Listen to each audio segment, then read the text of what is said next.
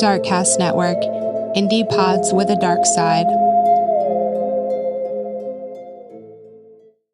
2,200 passengers were on board the Titanic when it set off on its maiden voyage from Southampton, England in April of 1912. Sadly, over 1,500 lives were tragically lost when the unthinkable happened to the unsinkable ship. The Titanic sank to the ocean floor in the northern Atlantic in the early hours of April 15th after a surprise collision with an iceberg.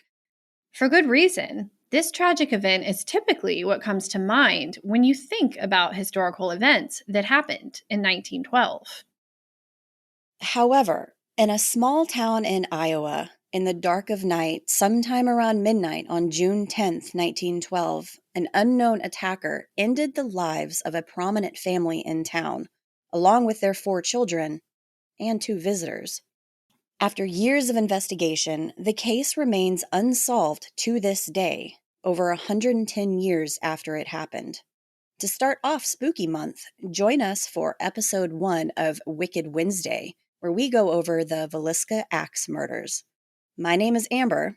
And I'm Gina. And let's dive into today's weird true crime.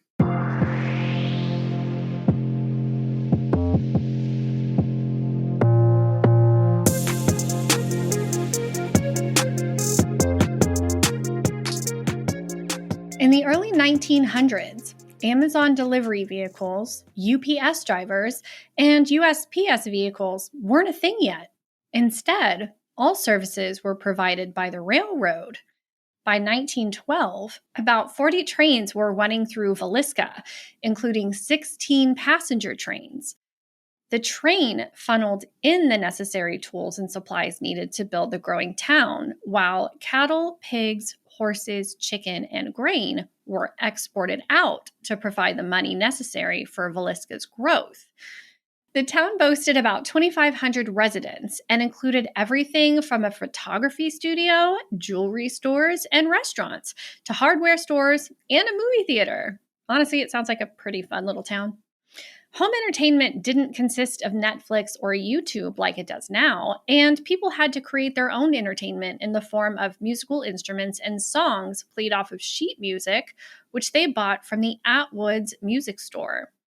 That same year, the town built the only publicly funded armory in the state of Iowa, which played a part in the 1916 Mexican expedition, World War I, World War II, as well as the Korean and Vietnam Wars.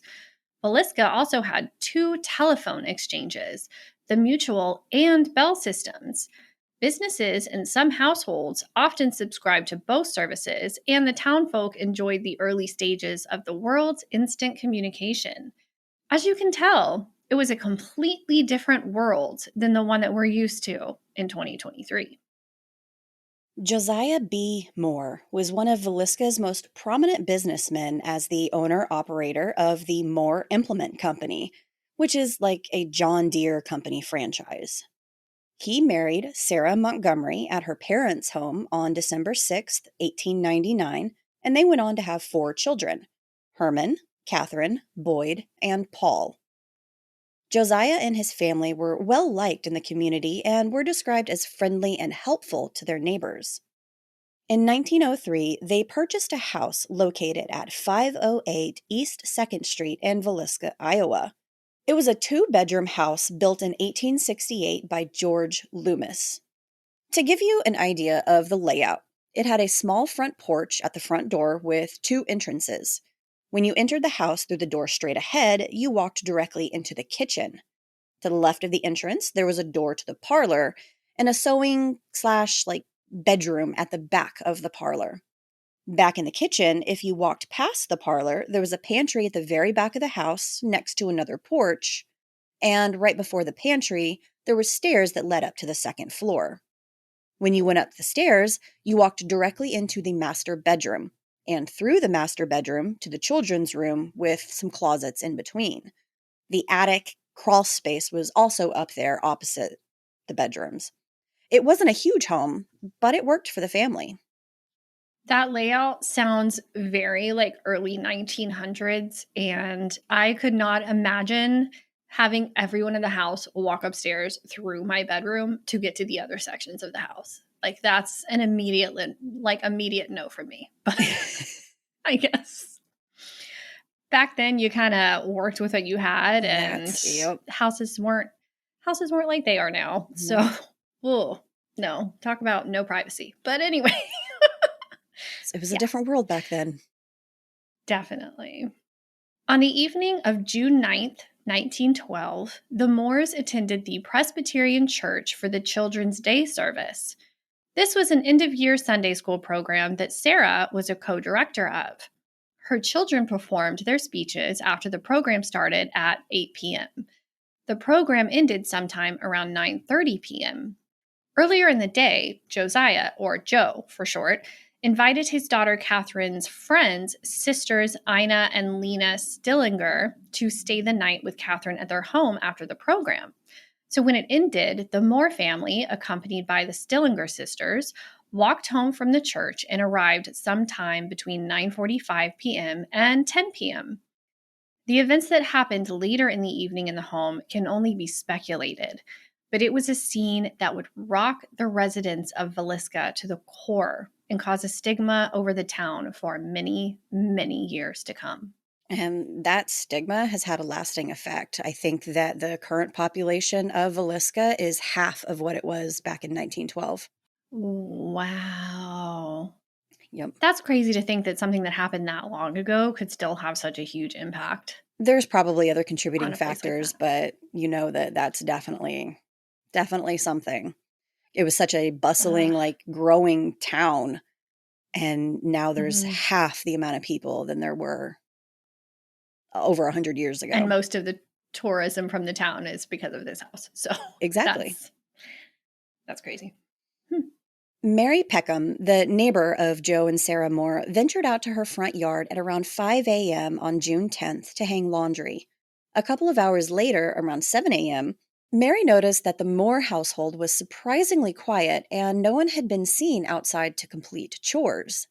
She walked over to the house and knocked on the door, but received no answer, and she discovered the door was locked from the inside when she tried the knob. She went to let the Moore's chickens out and decided to place a call to Ross Moore, Joe's brother. After she called the hardware store and spoke with the clerk, Ed Selly, he confirmed that Joe hadn't been into work that morning, so he decided to head over to the Moore's house and investigate for himself. Ed also received a call from Mary Peckham asking him to go over to the Moore's house and help out with the chores, so he headed over there and fed the animals. When Ed left, Ross arrived and began knocking on the windows to try to look in, but the shades were tightly drawn and he couldn't see in. So he went to the front porch and tried his skeleton key, which fit the west parlor door. The other entrance from the front porch went into the parlor. Mary called Ed again to have him get Marshall Henry, Hank, Horton over to the house as they were going to try to get in and check it out. The house was completely dark when Ross gained entry, as all the blinds were drawn and the glass on the front door was even covered. He made his way through the eerily silent house toward the door at the back of the parlor and found it shut, but not locked. So he slowly and quietly pushed the door open. Once his eyes adjusted, he was able to make out two figures on the bed in the room, but he couldn't see their heads or faces as they were covered. Blood soaked the pillows and bedding. When the realization of what he was looking at hit him, he made his way back out to the front porch. Hank arrived at Joe's house with Ed Selly, who had run over to him as he was standing in front of the Villisca Town Hall. At the same time Hank and Ed arrived, Harry Moore, another one of Joe's brothers, also showed up on the scene. Ross told Hank that he was afraid something awful had happened and he wanted him to go in and see. So, Hank entered the house through the door to the parlor and struck a match to light his way, as there wasn't an electrical switch to flip. Just again, another reminder of how different it was back then. No electricity? What the heck? He made his way to the room at the back of the parlor as Ross had done earlier and was met with the same grisly sight. A bed was pushed up against the north wall, and he was able to make out two bodies in the bed completely covered in clothes, including their faces draped in blood-soaked clothing. Hank lifted the facial cloths and discovered two females who had been bludgeoned to death. He then went over to the window and raised the shade, bathing the room in a considerably more amount of light than the match had. Leaning against the south wall at the foot of the bed was an axe, which he quickly determined to be the murder weapon. It was one of those axes that had a blade end and a blunt end instead of two blades. The smaller of the two bodies was clearly a child lying flat on her back next to the wall. The other body in the bed could have been an older child or even a young woman. The second victim was lying nearly halfway down the bed with her leg protruding out from under the covers. He couldn't identify either of the girls as they were completely unrecognizable due to the blows from the axe. They would soon be identified as belonging to Lena Stillinger, age 12, and her 8-year-old sister, Ina. Side note, I thought it was interesting that they went over for a sleepover, but the girls were sleeping in a completely separate room in another part of the house. Because normally when you think of sleepovers, you think that like they would be sleeping in the same area as their friend. So I just, to me, it was like it's another point in time where they just did things a different way. So I just thought it was just interesting in my head, my brain. Well, also, and we will talk about it, the more children up in that other room, there was a bed. Two of the younger boys were sleeping on it. The older boy was sleeping on a cot, and the older sister, Catherine, was sleeping on a couch. So there just wasn't room for all of them to be up there. Yeah, of course. But you would think maybe Catherine would have been downstairs in the room with her friends or something instead of... It wasn't big enough. So instead of separating the sisters, they slept down there together and stayed together. Interesting. That was just, I don't know why that stuck into my head. I just thought it was interesting that the sisters weren't in the same area as their friend was when they were sleeping. But yeah, like you're saying, not enough room. Hank left the room with the two girls to search the rest of the house and made his way up the narrow staircase to the second floor. He headed straight across the master bedroom to the window and opened the blind. Josiah and Sarah lay on the bed in the northwest corner of the room in the same condition as the girls downstairs, faces covered in blood-soaked cloth. Blood was all over the bedspread and splashed at the walls. Their faces were unrecognizable. There was still one bedroom left to investigate, and as Hank went in, he found all 4 of the Moore children murdered where they slept, faces covered with blood-soaked clothing. Laying on his stomach on a cot was 11-year-old Herman Moore. His 10-year-old sister Catherine was on a couch in the southwest corner of the room. 7-year-old Boyd and his 5-year-old brother Paul shared the bed in the northwest corner of the room. As Hank exited the house, all he could say was, "My God, Ross, there's somebody murdered in every bed." So what's interesting is, as we had mentioned, the axe had a blunt end and a bladed end. From the investigation of all of the bodies, it seemed as though Sarah was actually the only one who the killer used the blade end on her. And everybody else, including the girls downstairs, they were all beaten with the blunt end of the axe. And they also had mentioned that from just the amount of blood and what the walls looked like, Josiah and Sarah were more viciously attacked than anybody else in the house. Mm-hmm. And that, which I guess, go ahead. No, I was just going to say that last line, "My God, Ross, there's somebody murdered in every bed." That line has always stuck with me. Like, It's a small house. Like, how many, but no, there were 8 people in that small house, and every single one of them where they slept. And I guess maybe it's a small consolation that the children were not hurt. They were killed, but they weren't beaten as brutally as the adults were.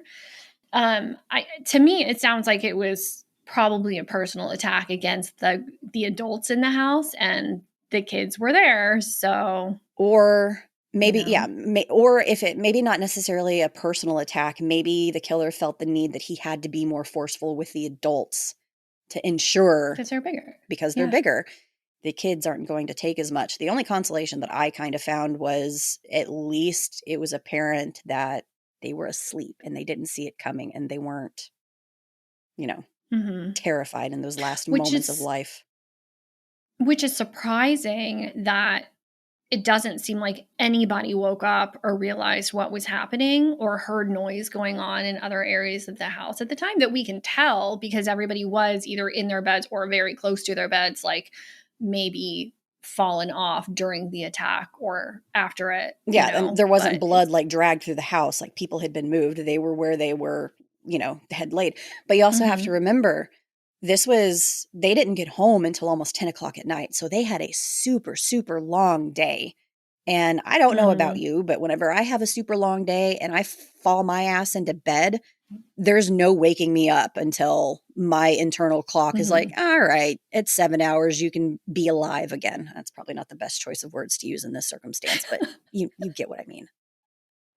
Totally. There have definitely been situations where I've been exhausted and fallen asleep, and the kids will come in the middle of the night and say something to me, and I don't even remember it the next day. Nope. Because I was so tired. Yeah. So, I mean, that's kind of why, that's the only reason why I think, like, if he did attack Sarah and Josiah first, the kids were so tired, they didn't hear anything. Even know. Or Josiah and Sarah were so injured by the time they even had stirred enough to realize there was anything going on. They may not have even been capable of making any noise or anything at that point to startle anybody else. So we'll never know, unfortunately.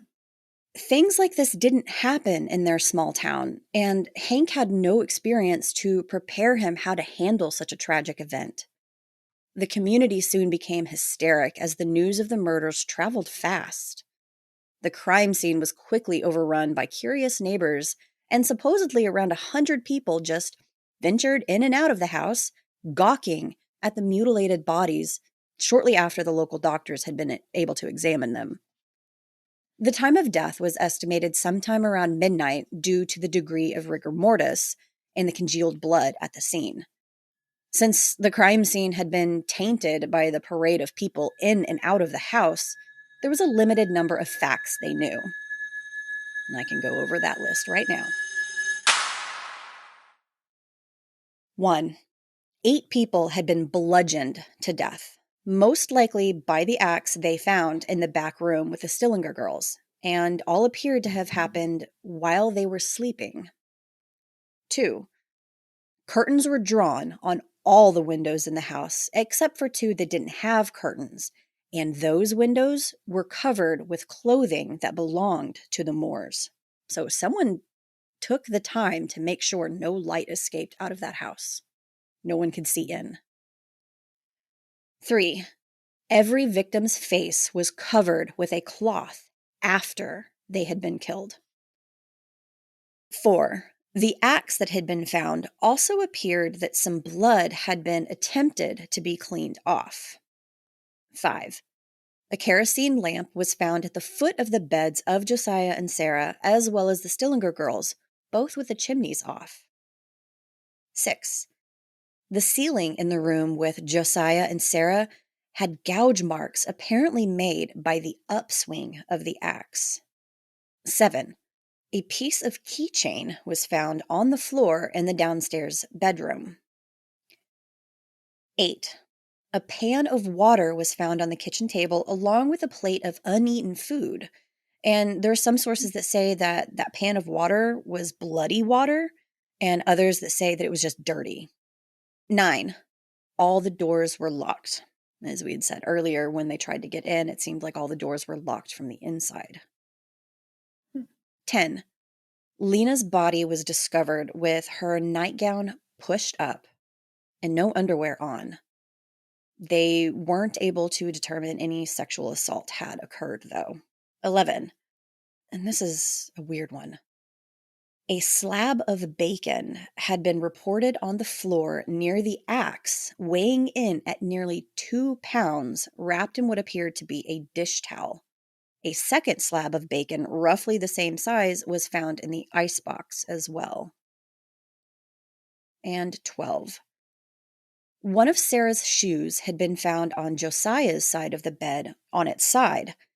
However, there was blood inside of it as well as under it.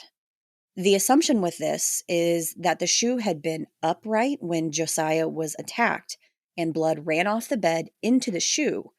Then later, the killer returned to the bed to inflict additional blows to the bodies and knock the shoe over. But only one of her shoes was found on his side of the bed, which is odd to me. So was her other shoe on her side of the bed? Or... No, I think that the shoes were there, but just one of them had blood in and under it. Okay. Yeah, It's just showing that the killer had spent a significant amount of time in the house. Like, he made sure the windows were covered. He went back through the rooms. He apparently got himself some bacon. Maybe he was going to take part of it with him, and then he set it down to maybe cover something up or make sure something was the way he wanted it, and then he forgot it. And so, in his rush to get out, As we mentioned earlier, this was a whole different world than what we're used to these days. Fingerprinting was in its infancy, and DNA profiling was unheard of at this time. The authorities were left with next to nothing to base their investigation on. Bloodhounds were brought in around 9 p.m. that night.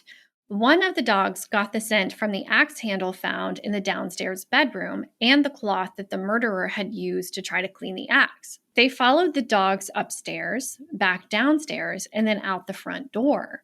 The two dogs were on a leash held by their handler, followed by a large crowd behind them with people walking, riding horses, and in vehicles, which, side note, does not help scent dogs at all.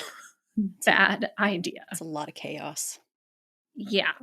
The exact number of people involved in the crowd varies, but it was very easily a few hundred men, lots of them carrying weapons.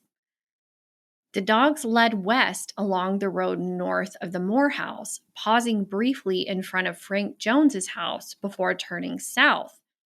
We'll come back to that pause in a moment. The dogs ran west across the town and then turned south on one road, crossing over some train tracks, and then started running west again until they lost the scent at the Nottoway River, roughly a mile south of the town. The hunt didn't help flush any suspects out, and they were only left with one thing to do that night: take all 8 of the bodies to the city hall, where a team of embalmers had set up a workspace to prepare the bodies for burial. They finished their task at around 2 a.m. Speculation rose immediately over possible suspects who could have committed the heinous crime. As mentioned earlier, the bloodhounds paused in front of Frank Jones's house briefly before continuing to follow the trail. Josiah Moore had actually worked for Frank F. Jones at the Jones store for several years. Josiah went on to open his own implement company in 1908, and according to residents, Jones was rather perturbed that Joe left him and was a competitor. Other rumors were spread that further fueled the fire, and Detective James Newton Wilkerson of the Burns Detective Agency accused Frank and his son Albert of hiring a man by the name of William Mansfield to kill Joe Moore. They were never arrested and denied having any involvement. In 1916, Wilkerson convinced a grand jury to open an investigation, and Mansfield was arrested. He was released due to lack of evidence, as payroll records provided him an alibi that placed him in Illinois at the time of the murders. Another suspect was a traveling preacher by the name of Reverend George Kelly, who settled in Macedonia, Iowa in 1912 with his wife. Kelly had been invited to the Children's Day festivities at the Presbyterian Church on June 9th, and he left town early on the morning of the 10th. Kelly was only 5'2" and weighed about 119 pounds, so it was unlikely that he carried out the crime. Yeah, you're not gonna hit the back of an axe on a ceiling when you are 5'2", unless those ceilings are real low, and I highly doubt they're that low. But he was left-handed, which is interesting because the coroner determined from some of the blood spatter in the house that the killer swung the axe in the manner someone left-handed would. Oh, and he also confessed to the murders, so there's that, you know. He was arrested in 1917 and charged with the murder of Lena Stillinger and told police that God had whispered to him to suffer the children to come unto me, which he later recanted. Okay. His first trial resulted in a hung jury. His second trial resulted in his acquittal. Kind of goes without saying, he wasn't the most mentally stable person, despite some It of the doesn't sound like it. other things that he had done that pointed him out as a suspect. But he, for lack of a better term, he was crazy pants. And he was a preacher, so that's great. A third theory/suspect was thought to be Henry Lee Moore, no relation to Josiah, who was convicted of the murders of his mother and maternal grandmother in Columbia, Missouri, shortly after the Villisca murders took place. His mother and grandmother were killed in the same brutal way as Josiah and his family. And Henry's weapon of choice was also an axe. He ended up serving 36 years of a life sentence before he was paroled in 1949. There were other axe murders that were brought to light during the investigation of Villisca's murders as well. In Colorado Springs, Colorado, just 9 months before, H.C. Wayne, his wife and child, and Mrs. A.J. Burnham and her 2 children were bludgeoned with an axe. A month later, a family was killed in Monmouth, Illinois, and a week after that, 5 members of a family in Ellsworth, Kansas were murdered as they slept. Only a week before the murders in Villisca, a man and his wife were killed in Kansas. The similarities in all of the crimes were undeniable and therefore thought to be the work of a serial killer. Then again, any transient or stranger became a suspect in the case as well. All of this simply scratches the surface of the horrific killings in Villisca over 110 years ago. We could pore over every detail of every suspicion or suspect, but the truth is, we may never know who was responsible for what happened that night. The house, however, still stands and is somewhat of an attraction in Villisca. After the murders, the house remained in a state until 1915 when J.H. Giesman purchased it. Over the following 9 decades, the house would go through 7 different owners. In 1994, a real estate agent went to Darwin Lynn to see if he might be interested in the property. Lynn and his wife owned and operated the Olson Lynn Museum in downtown Villisca. People had wanted to see the Villisca axe murder house torn down for years, and it very likely would have happened if Darwin hadn't purchased the property. His wife, Martha, was actually in the dark about his newest investment for a few months. Not a good idea. But once the surprise and shock wore off, they began working on gathering the funds to restore the home to its original condition at the time of the murders in 1912. I'd be pretty pissed if my husband bought a murder house that was like almost 100 years old and didn't fucking tell me. Well, side note, kind of a funny little detail is when the real estate agent approached Lynn, he kind of gave a low ball offer on the property, just thinking, the offer is gonna expire. He's not gonna get it. The house will be whatever, and then no harm, no foul. It's over and done with. Well, to his surprise, his offer was accepted.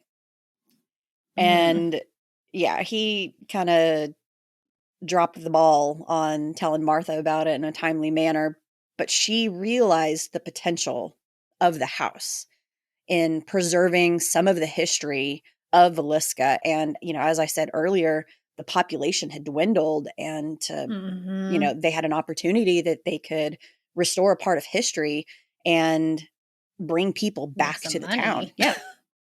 Yeah. Yeah, definitely. After the shock wore off, we'd be like, okay, we can do something with Yeah, this. right, That's like this, we're no getting out of it. This is what's happening. Might as well embrace it. Anyway, Martha and Darwin used old photographs to base their renovations on starting in late 1994. The front and back porches had been previously enclosed, so to start, they had to remove that. The pantry and the kitchen had been converted to a bathroom, as the home had been used as a rental property off and on over the years. So they restored that to the original condition as well. They even used the testimonies from the coroner and grand jury to try to place the furniture in the approximate locations at the time of the murders. In 1998, the home was added to the National Register of Historic Places and is now open for tours. According to VilliscaIowa.com, day tours are available from Tuesday through Sunday from 1 to 4 p.m.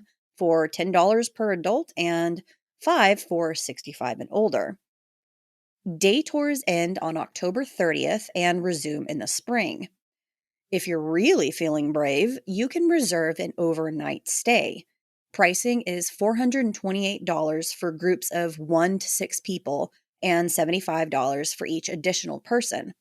It is recommended to keep the group below 10 as the house is small, and groups larger than 10 can make the house feel even smaller. Overnight stays usually start around 4 p.m., and once you're given a walkthrough tour of the house and grounds, the key is essentially handed over and you're on your own for the night. A barn located just a few feet from the house is equipped with a restroom, water, and electricity. due to an overwhelming amount of paranormal experiences reported in the house over the years. The Villisca Axe Murder House has become one of the most regularly visited locations for paranormal investigators. According to Martha Lynn in an article from 2014, I have notebooks from just the last 2 years full of what overnight experiences people have had. Very few of them go away without experiencing something, she said. In November of 2014, Robert Stephen Larson of Rhinelander, Wisconsin, arrived at the house with a group of friends to conduct their own investigation. According to Montgomery County Sheriff Joe Sampson, Robert was alone in the house in the northwest bedroom while the rest of his group were outside, and he radioed for help on their two-way radios. When his friends found them in the house, he had been found with a self-inflicted stab wound to the chest at around 12:45 a.m., approximately the same time that Josiah and his family and the Stillinger girls were murdered. Lynn was particularly upset about the whole incident. She stated that while it's publicity, it's certainly not the publicity that is desired, and she didn't want people to think that if they came to the Villisca house and something like that is going to happen to them. I'm going to be honest, when I read this the first time, my gut instinct was like, I feel like he did that to himself for the attention. Or to like make it seem like something paranormal happened that made him do that to himself. I first remember hearing about the Villisca Axe Murder House from an episode of Ghost Adventures. Do you remember that shit? Mm-hmm. During my research of this story, I saw on the website for the house that there is even a quote from Zach Bagans himself saying, quote, "The most intense case of good versus evil I have ever come across," end quote. It's definitely been a minute since I saw that episode, but I always took the show with a grain of salt anyway. Despite the sensationalized presentation of Ghost Adventures, there are so many accounts from so many other sources citing the same experiences in the house that the crew had during their stay there. People have claimed to have witnessed items moving around, to the sound of footsteps downstairs, to children laughing. In the barn outside, there is a corkboard with pictures pinned on it that look like evidence of paranormal activity, from nighttime pictures with ghost orbs, and even a snapshot of someone's back that appears to have been scratched. lots of people have simply stated that the experience of being in that house was dark and heavy. Martha hadn't liked to share her experiences of paranormal events in the house, but in an article from 2021, she shared, quote, "I feel like there's something there. If indeed there are spirits, you have to realize that 6 of them are children. I don't know if the murderer still exists there, but there have been a few things that have happened that aren't exactly calming, but I don't like to dwell on it." End quote. I also glanced at the reservation calendar on the website, and it comes as no shock that the entire month of October is already booked full for overnight stays. However, if we want to go in November, there's some nights available in November. Oh, man. I don't know. I would probably have to take a Xanax or something first, but I mean, even though I you're would a definitely think about it. skeptic, and I've got my skepticism too, you can't deny in a place that something so tragic happened that there's not just a feeling of it's gonna be it's just gonna be different than fucking Chuck E. Cheese or something. Just Oh, has a different 100%. feel. I totally believe in that there's like a heaviness or a feeling or something that stays behind when something tragic like that happens in a place. It's just kind of like hospitals have a certain vibe, It's kind of a similar effect in my opinion, but I feel like a lot of these things can be created. Oh, of course, Like you could sensationalized. take a picture, exactly, and you can take a picture and dust could be floating through the air and Yeah. it can look like an orb. So a lot of it can be explained away. I'm not saying that there's nothing happening there. I would definitely have to see it to believe it. I think. I don't necessarily know that I want to see it either. Come on, let's do it. Yeah. Yeah. Like I said, I would have to get the nerve to do it. Like I'm a skeptic, but I'm still scared. I'm still a scaredy cat. So whatever. I'm a conundrum, I guess. It doesn't surprise me at all that it's fully booked for October because even we would go, Of course. And depending on how the system works, it wouldn't surprise me if you even had to book it out years in advance. So I wonder if you can only book for this year and then it opens again next year, or if they have people just waiting in line every October to go check it out. Who knows? I would want to go in the month that it happened. I feel like it would be spookier to go around the time that it actually occurred. Would be the time to go. But that's just my opinion. And I didn't look further ahead in the calendar whenever I was looking at the reservations because I was like, no, Amber, just walk away. It's not going to happen. No, it's like I don't want to get disappointed, so I'm just not going to look. As far as when I heard about it, I didn't watch Ghost Adventures. I don't like Zach Bagans, so I just kind of avoid that at all costs. Not gonna lie, I don't like him. But I probably first heard about this on a podcast, to be honest, but I couldn't tell you which one because I listened to so many. Yeah. So many, I couldn't tell you. Checks out. But with so little evidence and no forensic science available at the time to pin anyone to this crime, the case still being unsolved after 110 years is probably a big part of the reason why so many people are drawn to it. It's just this house is still standing and they have all of the furniture and everything's in the place where these people were murdered. It's so morbid, but people are morbid. We have a morbid curiosity to go see these things and feel out what it's like to be in a house where something like this happened. Yep. So, and like I said, as far as it being haunted, I don't know. Part of me wants to believe it is because it makes a lot of sense that this poor family would be stuck in this house for all of eternity, wondering why the hell they were murdered in the middle of the night and, just wandering around wondering why the hell that happened. And not to mention that we grew up in houses that were haunted. So I do believe to some extent, but I do think that there's a lot of room for people to just sensationalize and get attention the way they want it to look. For sure. Exactly. And we've heard a lot of those stories as well. So there are tons of stories of people who were haunted or possessed or whatever when they really weren't at all. They were just looking for attention. So it goes both ways. But like I said, a lot of it can be logically explained. You just have to kind of think of it from that aspect. But I would definitely stay the night there with like a good dose of something to calm me down and, see for myself if what they say is true or not. Yeah. It's sad that it's never going to get solved, though. No. And like we really, really did just barely scratch the surface there were so many more accusations. There were so many other people that had the finger pointed at them. There was so many more unanswered questions, but we touched on the main points of everything. And it just boils down to they just had no freaking clue. I mean, back then you really had to rely more on people coming forth or having eyewitnesses. Nobody came forth except for Crazy Pants, and there were no eyewitnesses. So what do you do? And I mean, there were so many trains coming through. It could have been a drifter or somebody that just came through and knew that this family owned a store and maybe had money or something else to gain. And they were like, oh, cool, I'm going to go, kill these people and steal their shit and then take off. Thank you for joining us for our very first episode of Wicked Wednesday. If you haven't seen it yet, Billy the Skelly has also gotten into the spooky spirit of the season, thanks to Dustin. Thank you, Dustin. Yeah, thank you.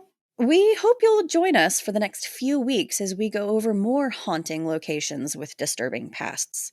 Let us know what you think of today's episode. Would you stay overnight in the Villisca Axe murder house? I mean, I know I would, for sure, hands down. Future weird true crime adventure to Villisca Axe murder house. Let's do it. Let's go. We are so excited to have spooky season here, but we are also excited to share about an upcoming episode where we got to sit down with Julie Murray, Maura Murray's sister. If you aren't familiar with Maura's disappearance, buckle up because it's going to be a wild one. Her case has been covered so much, but facts are riddled with inaccuracies that we hope to dispel. Stay tuned in the coming weeks. We'll be back next week with another haunted habitat. So stay safe. And make good choices. Toodles. Bye.